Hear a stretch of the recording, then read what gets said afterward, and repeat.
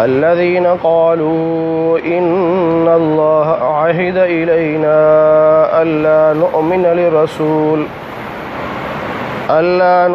لرسول حتى يأتينا بقربان تأكله النار قل قد جاءكم رسل من قبلي بالبينات وبالذي قلتم فلم قتلتموهم إن كنتم صادقين فإن كذبوك فقد كذب رسل من قبلك جاءوا بالبينات والزبر والكتاب المنير صدق الله العظيم.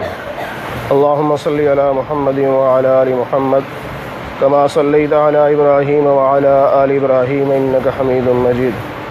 اللهم بارك على محمد وعلى آل محمد كما باركت على إبراهيم وعلى آل إبراهيم إنك حميد مجيد. یہودیوں نے نبی پاک صلی اللہ علیہ وسلم سے کہا کہ اللہ نے ہم سے وعدہ لیا ہوا ہے کہ صرف اس رسول پر ایمان لانا ہے جس کی قربانی کو آگ آ کر جلا دے. جس رسول کی قربانی کو آگ نہ جلائے اس پر تم نے ایمان نہیں لانا. یہ انہوں نے اپنے پاس سے بات کہی. اس پر اللہ رب العزت نے نبی پاک صلی اللہ علیہ وسلم سے فرمایا کہ آپ ان سے پوچھئے کہ مجھ سے پہلے جو رسول آئے تھے واضح نشانیاں لے کر آئے تھے اور جو بات تم کہہ رہے ہو وہی لے کر آئے تھے کہ ان کی قربانی کو آگ جلاتی تھی، تو پھر تم نے انہیں قتل کیوں کیا؟ یہ صرف نہ ماننے کے بہانے ہیں. پہلے رسول آئے، ان کے ہاں قربانی کے قبول ہونے کا طریقہ یہ تھا کہ قربانی کو میدانی علاقے میں میدان میں، پہاڑی علاقے میں پہاڑ کی چوٹی پر رکھ دیتے تھے، آسمان سے آگ آ کر جلاتی تھی. اس کا مطلب تھا قربانی قبول ہو گئی. اگر آگ نہ جلاتی تو اس کا مطلب تھا قربانی قبول نہیں ہوئی. نبی پاک صلی اللہ علیہ وسلم کی برکت سے اللہ نے ہمارے عیبوں پر پردہ ڈالنے کے لیے یہ فیصلہ قیامت تک مؤخر کر دیا ہے. قیامت کے دن پتہ چلے گا کس کی قربانی قبول ہوئی ہے کس کی نہیں ہوئی. تو یہودیوں کو یہ بات برداشت نہیں تھی، اس لیے بہانہ کیا کہ ہم تو ایسے رسول کی بات مانیں گے جس کی قربانی کو آگ جلائے گی. ہمارے ہاں بھی بعض لوگ ایسے ہوتے ہیں دین پر نہ چلنے کے لیے بہانے کرتے ہیں، اور جی ہم تو صرف وہ بات مانیں گے جو قرآن میں ہوگی، قرآن کے علاوہ ہم نہیں مانتے. پھر کچھ کہیں گے کہ جی ہم تو صرف وہ بات مانیں گے جو قرآن اور حدیث میں ہوگی، اس کے علاوہ ہم نہیں مانیں گے. اپنی اپنی مرضی کے پیمانے بنا رکھے ہیں. دین ثابت ہوتا ہے قرآن سے، نبی کی سنت سے، اجماع امت سے اور قیاس شرعی سے. 4 اصول ہیں. ان چاروں اصولوں کی روشنی میں جو مسئلہ سمجھ میں آئے گا وہ دین ہے. اللہ رب العزت نے نبی پاک صلی اللہ علیہ وسلم کو تسلی دینے کے لیے فرمایا کہ اگر آج کے یہودی، آج کے کافر آپ کو جھٹلاتے ہیں تو آپ پریشان نہ ہو. آپ سے پہلے جو رسول آئے تھے لوگوں نے ان کو بھی جھٹلایا. یہ اللہ کے نبی کو حوصلہ دیا. ہمارے لیے بھی حوصلہ ہے کہ جب لوگ نبی کو معاف نہیں کرتے تو مولوی کہاں سے معاف کریں گے؟ ہمیں کہاں سے معاف کریں گے؟ اس لیے پریشان ہونے کی ضرورت نہیں. دین پر چلتے رہو، لوگوں کی باتوں کی پرواہ نہ کرو. لوگ کسی حال میں راضی نہیں ہو سکتے، کسی بھی حال میں. لوگوں کو راضی کرنے کی نیت کرنا بے وقوفی ہے. بس اللہ کو راضی کرو. فرمایا کل نفس ذائقۃ الموت، ہر انسان نے موت کا ذائقہ چکھنا ہے. موت تو سب کو آنی ہے. پھر موت کے بعد قیامت کے دن اللہ تعالیٰ سب کو ان کے اعمال کا بدلہ دے گا، اور جسے جہنم سے بچا لیا گیا اور جنت میں پہنچا دیا گیا فقد فازا، وہ کامیاب ہو گیا۔ کامیابی یہ نہیں ہے جیسے آج کل معیار بنا ہوا ہے کہ جی فیس بک پہ مجھے 1,00,000 بندہ لائک کرتا ہے، میرے اتنے لاکھ ووٹر ہیں، میرے سارے محلے والے مجھ سے خوش ہیں۔ یہ کامیابی نہیں، کامیابی یہ ہے کہ اللہ اور اس کا رسول راضی ہو جائے۔ اور قیامت کے دن سب سے بڑی کامیابی یہ ہے کہ انسان جہنم سے بچا لیا جائے اور جنت میں پہنچا دیا جائے۔ الفاظ پہ غور کیجئے، فمن زحزح عن النار، علماء طلباء سمجھیں گے کہ یہ مجہول کا صیغہ ہے، معروف کا نہیں ہے۔ زحزح، انسان خود نہیں جہنم سے بچ سکتا، اللہ اپنی رحمت سے جسے بچا لے گا وہ بچے گا۔ اس نے فرمایا فمن زحزح عن النار، جسے جہنم سے بچا لیا گیا، خود نہیں بچ سکتا، اپنے اعمال کی وجہ سے جنت میں داخل نہیں ہو سکتا، بلکہ جسے اللہ جنت میں داخل کرے گا وَأُدْخِلَ الْجَنَّةَ، یہ بھی مجہول کا صیغہ ہے، جسے جنت میں داخل کر دیا گیا۔ آگے فرمایا کہ دنیا کی زندگی تو ایک دھوکہ ہے، انسان اس کے پیچھے بھاگتا رہتا ہے اور موت آتی ہے اچک کے لے جاتی ہے۔ لَتُبْلَوُنَّ فِي أَمْوَالِكُمْ وَأَنفُسِكُمْ، تمہیں آزمایا جائے گا، مالوں کے ساتھ بھی اور جان کے ساتھ بھی۔ مال میں کبھی منافع کبھی نقصان، یہ تو ہوتا رہے گا، اور اسی طرح کبھی صحت ہوگی کبھی بیماری ہوگی، تو آزمایا جاؤ گے۔ فرمایا باقی رہی کافروں کی باتیں، یہودی ہو چاہے کوئی اور مشرک ہو، چاہے عیسائی ہو چاہے کوئی اور مشرک ہو، فرمایا یہ تمہیں تکلیف پہنچاتے رہیں گے، لیکن یہ تکلیفیں زبانی ہوں گی۔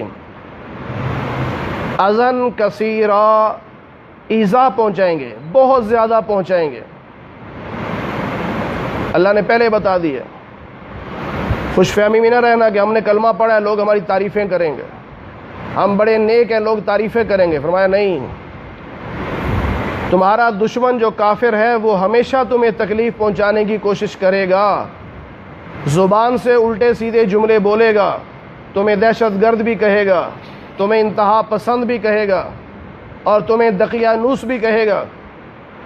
تم نے باتوں کی پرواہ نہیں کرنی۔ وَإِن تَصْبِرُوا وَتَتَّقُوا، دو کام کرنے ہیں، صبر اور تقوی، یعنی اپنے آپ کے گناہوں سے بچا کے رکھنا اور ان پریشانیوں پر صبر کرتے رہنا۔ اللہ فرماتے ہیں کہ ہم نے اہل کتاب یعنی یہودیوں سے وعدہ لیا تھا کہ لَتُبَيِّنُنَّهُ لِلنَّاسِ، جو کچھ کتاب میں تمہیں بتایا جا رہا ہے یہ لوگوں کو بتانا ہے، کوئی مسئلہ چھپانا نہیں۔ لیکن انہوں نے اس وعدے کی پرواہ نہیں کی اور مسئلے بیچتے رہے، مفاد کی خاطر مسئلے بدلتے رہے۔ دین کا علم چھپانا حرام ہے، اور اس میں تبدیلی کرنا یہ بھی حرام ہے، غلط مسئلہ بتانا یا مسئلہ نہ بتانا۔ لیکن یہ مسئلہ بھی یاد رکھیے، یہ حکم وہاں ہے جہاں پورے شہر میں کوئی ایک بھی مسئلہ بتانے والا نہ ہو، اور پھر مولوی صاحب مسئلہ نہ بتائے۔ اب یہاں کوئی مسئلہ مجھ سے پوچھے، میں کہتا ہوں میں نہیں بتاتا، اب کہے گا حرام کر دیا؟ نہیں، یہاں بہت سارے دارالافتاء ہیں، بہت بڑے بڑے مدارس ہیں، وہاں جاؤ جا کے فتویٰ لے لو۔ یہ اس صورت میں ہے جب کوئی اور مسئلہ بتانے والا نہ ہو اور یہ مسئلہ چھپا جائے، پھر یہ حرام ہوگا۔ نبی پاک صلی اللہ علیہ وسلم کے پاس کچھ یہودی آئے، آپ نے پوچھا یہ بات تمہاری کتاب میں لکھی ہے؟ کسی بات کا ذکر کیا، انہوں نے کہا نہیں ہماری کتاب میں نہیں لکھی، حالانکہ لکھی تھی، جھوٹ بول گئے۔ اب واپس گئے تو بڑے خوش ہو رہے تھے، دیکھو کیسا دھوکہ دیا، اللہ کے نبی کو ہم نے دھوکہ دے دیا، جھوٹ بول دیا، حالانکہ ہماری کتاب میں لکھا ہے، ہم مکر گئے۔ اس پہ اللہ نے فرمایا کہ جو کچھ کیا ہے اس پہ خوش ہونے کی ضرورت نہیں ہے، اور جو کام نہیں کیا اور چاہتے ہو کہ لوگ ہماری تعریف کریں، بھائی یہ بات بھی ٹھیک نہیں ہے۔ جہاد میں منافق نہیں جاتا تھا، اور جب نبی صلی اللہ علیہ وسلم جہاد سے واپس آتے تو منافق بہانے کر کے معذرت کر لیتا اور پھر خوش ہوتا، کہتا دیکھو ہم گئے بھی نہیں اور بہانہ بھی کیسا کیا۔ اب وہ چاہتا تھا کہ لوگ ہماری تعریف بھی کریں کہ بڑا مومن ہے۔ اللہ کہتے جو کام نہیں کیا اس پہ تعریف کیوں چاہتے ہو؟ نیک کام کر کے تعریف چاہنا بھی جائز نہیں، اور نہ کر کے تعریف چاہنا یہ تو اس سے بڑا گناہ ہے۔ ہم نہ چاہیں کہ لوگ ہماری تعریف کریں، بڑا اچھا بیان کرتا ہے جی، بڑی اچھی نماز پڑھتا ہے، ہر روز تہجد پڑھتا ہے، ہماری نیت نہ ہو کہ لوگ تعریف کریں، لیکن پھر بھی اگر کوئی تعریف کرے تو اسے اللہ کا انعام سمجھنا چاہیے، اپنی نیت نہ ہو۔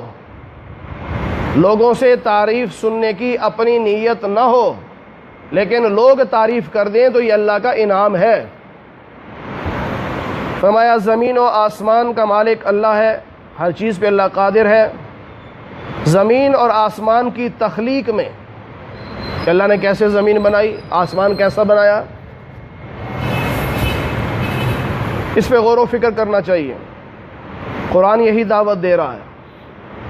واختلاف اللیل والنہار، رات اور دن کے اختلاف میں عقل والوں کے لیے نشانیاں ہیں، اور عقل والے وہ ہیں جو ہر حال میں اللہ کا ذکر کرتے ہیں۔ لیٹے ہیں تب بھی اللہ کا ذکر کر رہے ہیں، کھڑے ہیں تب بھی اللہ کا ذکر کر رہے ہیں، بیٹھے ہیں تب بھی اللہ کا ذکر کر رہے ہیں، اور زمین و آسمان کی تخلیق میں غور و فکر بھی کرتے ہیں۔ لوگ جاتے ہیں سیر کے لیے، جانا چاہیے، قرآن خود کہتا ہے قل سیروا فی الارض، زمین میں چلو پھرو، لیکن وہاں موج میلے کے لیے نہیں، اللہ کی مخلوق کو دیکھنے کے لیے۔ اللہ کی تخلیق کیسا زبردست رب نے پہاڑ بنایا ہے، کتنا اونچا بنا دیا ہے، کیسا سبز ہے، کیسا کالا ہے، کیسا سرخ ہے، کیسا مٹی کا پہاڑ ہے، بعض پتھر کے پہاڑ ہیں، بعض کوئلے کے پہاڑ ہیں۔ آسمان کو دیکھو کیسا اونچا رب نے بنا دیا، کوئی پلر نہیں ہے، کوئی ستون نہیں ہے نیچے، اتنا بڑا آسمان، کوئی سوراخ نہیں اس میں۔ ما لہا من فروج، زمین کیسے بنا دی رب نے، ہلتی بھی نہیں ہے، کھڑی ہے جگہ پر، نیچے پانی ہے، اسے نیچے آگ ہے، آگ کے اوپر پانی، پانی کے اوپر مٹی، مٹی کے اوپر پہاڑ۔ تو اللہ کہہ رہے ہیں جو عقل والے ہوں گے وہ ان باتوں پہ غور کریں گے اور انہیں اللہ کی قدرت کی، طاقت کی نشانیاں نظر آئیں گی۔ دن اور رات کے اختلاف کے دو مطلب بیان ہوئے۔ ان فی اختلاف اللیل والنہار، رات اور دن کے اختلاف، اس کے دو مطلب ہیں۔ ایک مطلب یہ ہے کہ رات کے بعد دن، دن کے بعد رات، آگے پیچھے جو آ رہے ہیں یہ، اس کا معنی اختلاف ہے۔ اور ایک اختلاف کا معنی یہ ہے کہ کبھی دن بڑا ہوتا ہے، کبھی رات بڑی ہوتی ہے۔ ابھی دن بڑا ہے، گرمیاں ہیں، جوں سردیوں کی طرف جائیں گے دن چھوٹے ہوتے جائیں گے، رات بڑی ہوتی جائے گی۔ تو دن اور رات کا بڑا چھوٹا ہونا یہ بھی اختلاف ہے، دن اور رات کا آگے پیچھے آنا یہ بھی اختلاف ہے۔ اگر انسان اس پہ غور کرے تو اسے اللہ کی قدرت سمجھ میں آئے گی کہ دیکھو دن کیسے بڑا ہو رہا ہے، اب کیسے چھوٹا ہوتا جا رہا ہے، اب کیسے رات بڑی ہوتی جا رہی ہے، کیسے رات چھوٹی ہوتی جا رہی ہے۔ فرمایا جو غور و فکر کرتے ہیں وہ ساتھ یہ بھی کہتے ہیں اے ہمارے رب، آپ نے کسی چیز کو بیکار پیدا نہیں کیا، کوئی کائنات کی چیز بیکار نہیں ہے، ہر چیز کا کام ہے۔ وہ الگ بات ہے ہمیں سمجھ آئے نہ آئے، ایک چیز ہمیں نظر آتی ہے کہ ہمارے لیے نقصان دہ ہے، لیکن وہ کسی اور چیز کے لیے فائدہ مند ہوتی ہے، کسی اور مخلوق کے لیے فائدہ مند ہوتی ہے۔ تو کائنات میں کوئی چیز بیکار نہیں ہے۔ پھر ایمان والے، عقل والے، اولی الالباب، عقل والے، اللہ کا ذکر کرنے والے اور اللہ کی تخلیق میں غور و فکر کرنے والے اللہ سے دعائیں مانگتے ہیں۔ پہلی دعا فقنا عذاب النار، اے اللہ ہمیں جہنم سے بچا لے۔ دوسری دعا اے اللہ جسے آپ نے جہنم میں داخل کیا وہ تو رسوا ہو گیا، وہ تو ذلیل ہو جائے گا، کوئی اس کی مدد کرنے والا نہیں ہوگا۔ اور جہنم سے بچانے کے لیے آپ نے اپنے نبی کو بھیجا جو منادی ہیں، اعلان کرنے والے، دعوت دینے والے، جنہوں نے کہا ینادی للایمان، ایمان کی دعوت دی، ان آمنوا بربکم، اپنے رب پر ایمان لے آؤ۔ اللہ آپ نے نبی بھیجے اور نبی نے دعوت دی ایمان کی، فآمنا، اللہ ہم ایمان لے آئے۔ جب ایمان لے آئے تو اللہ ہمارے گناہوں کو معاف کر دے اور ہمیں نیک لوگوں میں شامل فرما دے۔ پھر تیسری دعا، اے اللہ آپ نے اپنے رسولوں کے ذریعے سے جو ہم سے وعدے کیے ہیں وہ وعدے پورے کر دینا، یعنی ہمیں معاف بھی کر دینا، جنت میں بھی پہنچا دینا، اور قیامت کے دن ہمیں رسوا نہ کرنا۔ یہ بہت بڑی دعا ہے، اللہ قیامت کے دن کی ذلت سے بچائے۔ دیکھیں نا، یہاں تو ہم بڑے نیک بنے پھرتے ہیں، لوگ سمجھتے ہیں بہت نیک ہیں، خدا نہ خواستہ ہمارے عیبوں سے پردہ اٹھا قیامت کے دن تو ہمارے پلے کیا رہ جائے گا؟ یہاں 4 آدمیوں کو پتہ چلے تو انسان شرمندہ ہو جاتا ہے، اور وہاں تو سیدنا آدم علیہ السلام سے لے کر قیامت تک سارے انسان، سارے فرشتے، سارے جنات موجود ہوں گے، سارے نبی موجود ہوں گے، تو وہاں اگر رسوائی ہوئی تو بہت بڑی رسوائی ہوگی۔ اس لیے یہ دعا مانگتے ہیں وَلَا تُخْزِنَا يَوْمَ الْقِيَامَةِ، اے اللہ ہمیں قیامت کے دن کی رسوائی سے بچا لے۔ یہ 3 دعائیں مانگی، اللہ فرماتے ہیں کہ ان کے رب نے ان کی دعا قبول کر لی۔ میں پہلا کام، انی لا اضیع عمل عامل منکم، تم میں سے جو بھی عمل کرے گا میں اس کے عمل کو ضائع نہیں کروں گا، چاہے وہ مرد ہو چاہے عورت۔ دنیا میں فرق ہے احکام کے لحاظ سے، مرد کے لیے اور حکم، عورت کے لیے اور، مرد کی نماز اور طرح، عورت کی اور طرح، لیکن ثواب کے لحاظ سے فرق نہیں ہے، ثواب کے لحاظ سے برابر ہیں۔ اللہ فرماتے ہیں دیکھو کچھ وہ صحابہ ہیں جنہوں نے ہجرت کی، گھروں سے نکالے گئے، میرے راستے میں ستائے گئے، پھر انہوں نے جہاد کیا اور شہید کر دیے گئے، فرمایا میں ان کے گناہوں کو معاف کروں گا، جنت میں داخل کروں گا، اور یہ میری طرف سے بدلہ ہوگا۔ فرمایا اللہ کا بدلہ سب سے اچھا ہوتا ہے، دنیا والوں کا بدلہ کچھ نہیں، اللہ کا بدلہ سب سے اچھا ہے۔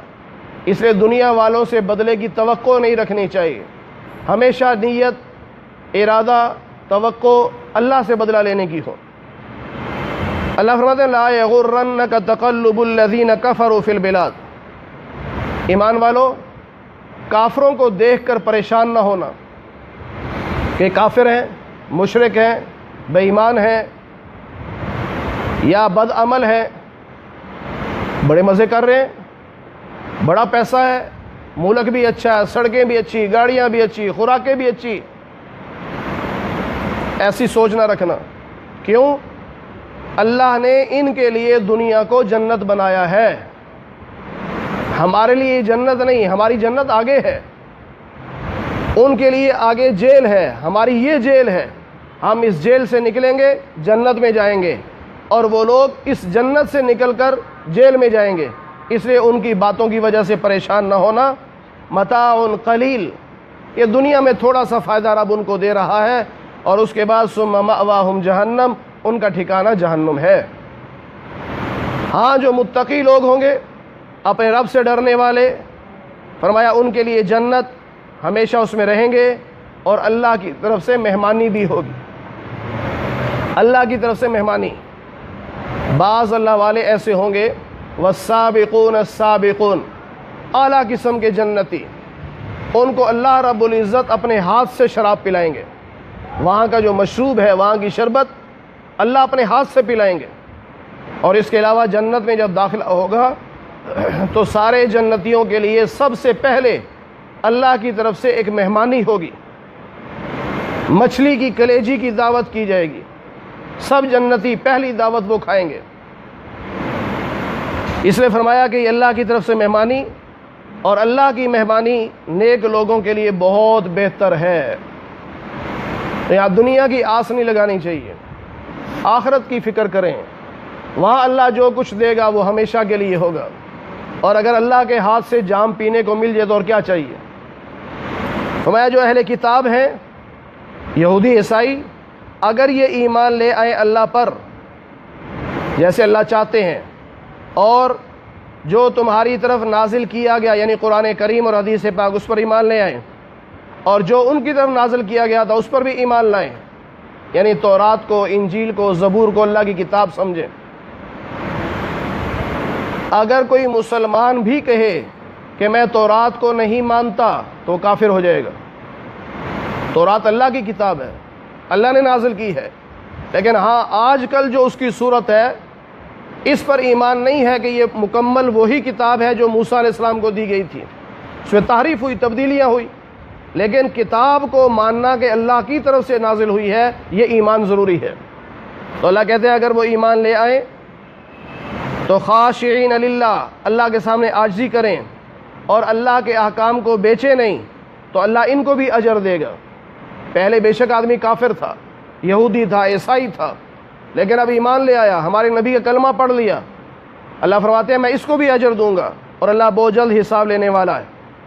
سورہ آل عمران کی آخری آیت میں 4 حکم ہیں، بہت چھوٹی سی آیت لیکن حکم 4 ہیں۔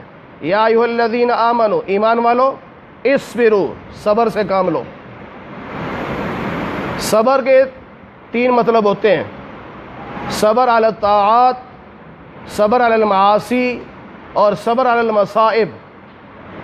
صبر علی الطاعات کا مطلب یہ ہے دل نہیں چاہ رہا، اس کے باوجود عبادت کر رہا ہے، اللہ اس کو صبر کا ثواب عطا فرمائیں گے۔ سخت گرمی ہے، روزہ رکھنے کو دل نہیں کر رہا لیکن رکھ رہا ہے، سخت سردی ہے، گرم گرم بستر سے اٹھنے کو جی نہیں چاہ رہا لیکن پھر ہمت کر کے اٹھتا ہے، اللہ اس کو صبر کا ثواب دیں گے۔ صبر علی الطاعات۔ صبر علی المعاصی کا معنی ہے کہ گناہ کو جی چاہ رہا ہے، موقع بھی موجود ہے، پھر گناہ نہیں کرتا، صبر کرتا ہے، اس گناہ سے بچتا ہے، اللہ اسے بھی صبر کا ثواب عطا فرمائیں گے۔ اور صبر علی المصائب، کوئی بھی پریشانی آ جاتی ہے، گلے شکوے اللہ کے نہیں کرتا، صبر سے کام لیتا ہے۔ تو پہلا کام صبر کرو، دوسرا کام وصابرو، میدان جنگ میں دشمن کے سامنے ثابت قدم رہو، ڈٹ جاؤ، پیچھے نہ ہٹو۔ تیسرا کام ورابطو، رباط۔ رباط کے 2 مطلب ہیں، ایک مطلب ہے اسلامی ملک کی سرحدوں کی حفاظت کرنا، وہاں پہرا دینا، جیسے ہمارے ملک میں رینجرز ہے، اس کا کام بارڈر پہ پہرا دینا ہوتا ہے۔ حدیث پاک میں ہے نبی علیہ الصلوۃ والسلام نے فرمایا ایک دن جو پہرا دے دے گا، ایک دن دنیا اور جو کچھ دنیا میں ہے سب سے زیادہ بہتر ہے۔ اور ایک روایت میں ہے کہ 1 مہینہ مسلسل روزے رکھنے اور 1 مہینہ مسلسل رات کی عبادت کرنے سے زیادہ بہتر ایک دن کا رباط ہے، ایک دن پہرا دینا۔ اور اگر وہ شہید ہو گیا تو قیامت تک اس کے لیے روزانہ ثواب لکھا جاتا رہے گا، نامہ اعمال میں ثواب لکھا جاتا رہے گا۔ اسی طرح